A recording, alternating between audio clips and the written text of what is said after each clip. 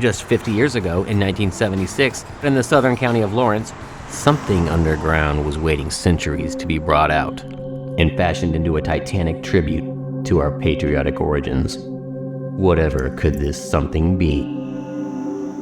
Limestone!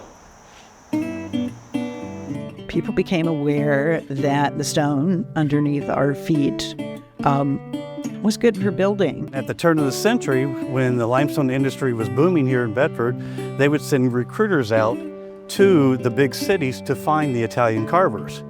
This limestone capital of the world was home to many amazing carvers, but one in particular continued honing his craft into his 90s, Frank Arena Jr. My grandfather actually carved the reliefs on that bank. I said, "Do you consider yourself an artist or a craftsman?" He said, "Well, I guess I was a craftsman because I never put my name on the work like an artist would."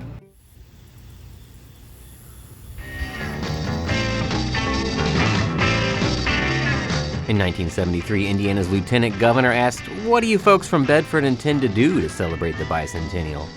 With less than 3 years ago, the manager of their Chamber of Commerce knew just what they could provide.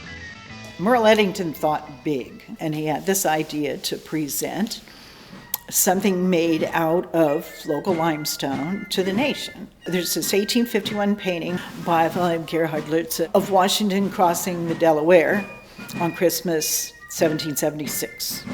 Arena was already a really accomplished carver at this point, but I'm sure that a project of this size must have made his eyes open pretty wide.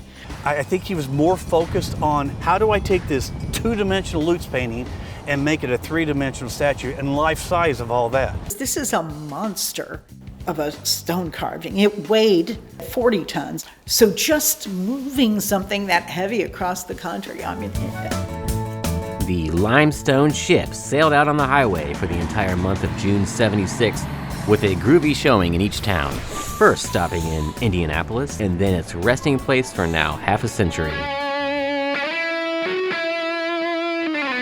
Where it ended up was in Washington crossing Pennsylvania, right on the Delaware River, near the spot where Washington was said to have launched all those boats. For its dedication ceremony on July 5th, the Bedford North Lawrence High School band played On the Banks of the Wabash. According to master carver Frank Arena Jr., it was probably the favorite of my carvings. It was also the most difficult and challenging to do. Funding for this video was made in part by a community engagement grant around the American Revolution.